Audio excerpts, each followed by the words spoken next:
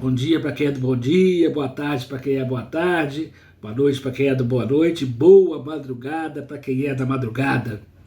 Sou Eduardo Machado, estou voltando depois de um tempo sabático a partilhar e compartilhar com vocês ideias, sentimentos em torno de espiritualidade e educação aqui nesse nosso espaço virtual, esse midifúndio virtual que é a nosso Contém Amor, nossa plataforma Contém Amor.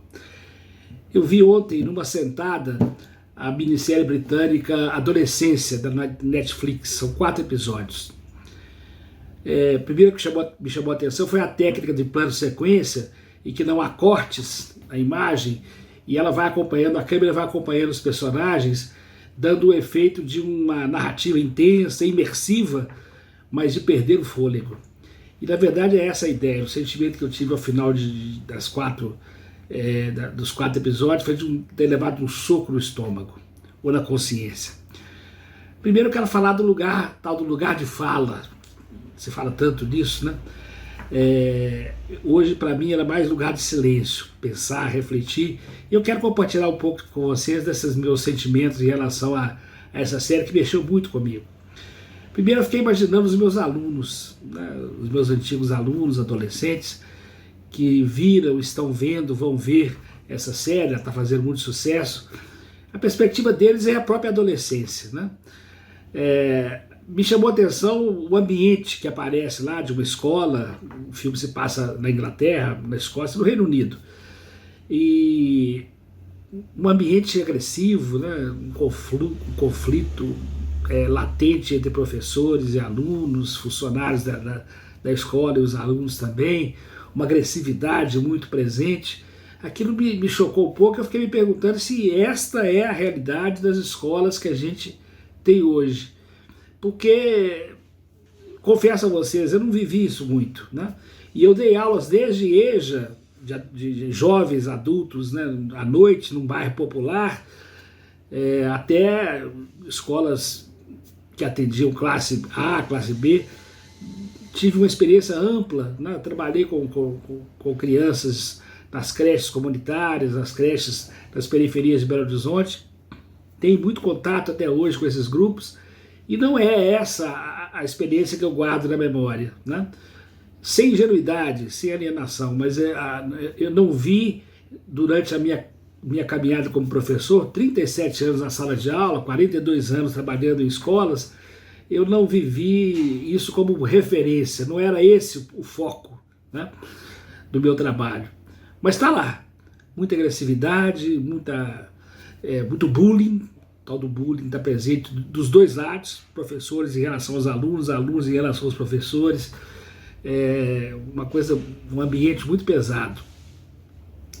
Eu vejo também, e aí vem o meu lugar de visão, não de fala, a experiência da paternidade. Nesse ponto o filme é trágico, né? Esse pano de fundo é o clima das redes sociais, o submundo das redes sociais. É interessante porque aparecem lá códigos de linguagem, né, própria dos adolescentes, cuja interpretação é muito difícil para quem está fora da tribo, né? Eles usam lá ícones, emojis, símbolos que são interpretados por ele, por aquele grupo, ou por diversos grupos, e eles se comunicam através disso. E muitas vezes isso passa despercebido para pais, para educadores, para professores. Quando a gente vai prestar atenção naquilo, entender um pouco mais o significado daquilo, o estrago já está feito, né?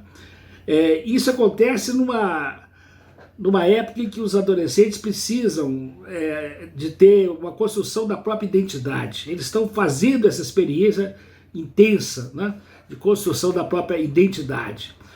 Isso exige espelhamento emocional, experiência do limites afetivos, inclusive, que são responsabilidades preferenciais da família. As escolas estão sendo muito cobradas e instadas hoje a assumir esse papel, e mal dão conta, às vezes, do programa pedagógico que está ali. Então, os pais, às vezes, estão terceirizando para as escolas uma responsabilidade que é da família. Na família, na relação familiar, que essa construção deve acontecer.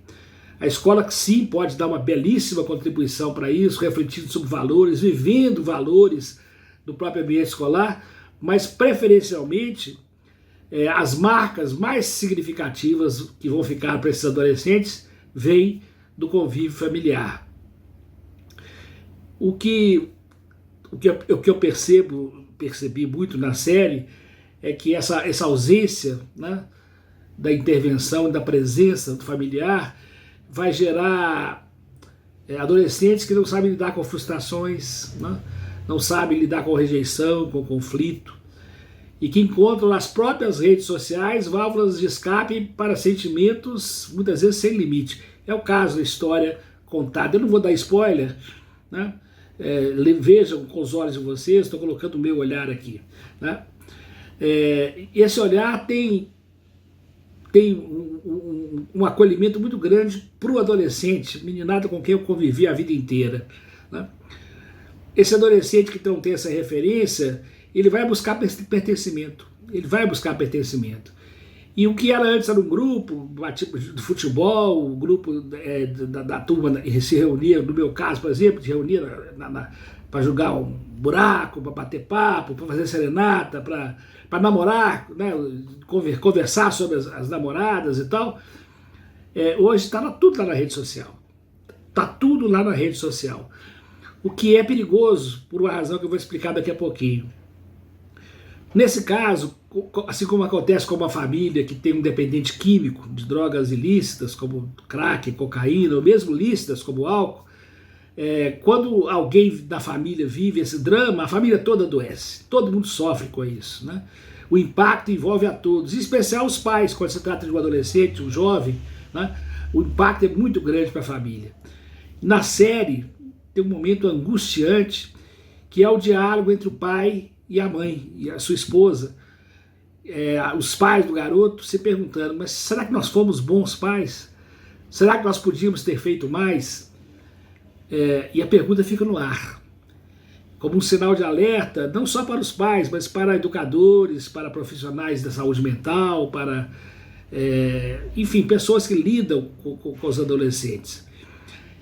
A negligência emocional que a gente está vivendo hoje, essa terceirização das nossas responsabilidades como pais e educadores, está gerando adolescentes que não sabem mais lidar com essas questões, né?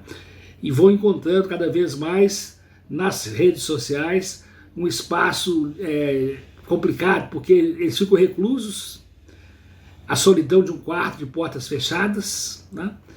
O espaço diminuto de uma tela do celular ou do computador, naquele mutismo histérico dos fones de ouvido que ressoam em mensagens que alienam e alimentam preconceitos de toda ordem. Então é uma experiência terrível de isolamento, ao mesmo tempo que você está em contato com o mundo. O garoto aqui no Brasil pode falar com um outro que está lá na Austrália, todos hoje têm muito acesso à língua inglesa, né? Se comunicam com muita facilidade em relação a isso. E com isso eles, então a linguagem da própria tribo a que eles pertencem, e com isso eles têm uma comunicação que parece ser ampla, mas ao mesmo tempo ela vai reduzindo cada vez mais o universo de reflexão e de questionamento daquele adolescente. Enfim, a série reforçou em mim, e muito, a certeza que o contrário do amor não é o ódio, o contrário do amor é a solidão. E entenda-se por solidão todo esse aparato afetivo que falta a quem precisa de presença, carinho, acolhimento. Ninguém passa batido pela experiência de se sentir e se saber amado. Nós pais às vezes temos a ilusão de que vamos poupar os nossos filhos, vamos proteger os nossos filhos de todos os medos, todos os problemas, todas as dificuldades. Não, eles vão passar por tudo, um pacote completo para todo mundo, uns mais, outros menos, mas todo mundo passa por esses dramas. O que faz diferença? A experiência de você se saber amado, né? Você se sabendo, se sentindo amado, você tem forças para passar, para fazer a travessia. E a adolescência é questão de sobrevivência. Levar para fazer a travessia desse tempo, sem levar para a vida sequelas. Às vezes, como aconteceu nessa série, sequelas irreversíveis. É a minha visão, é a minha reflexão que eu compartilho com vocês. Tá bom? Um abraço e até a próxima, se Deus quiser.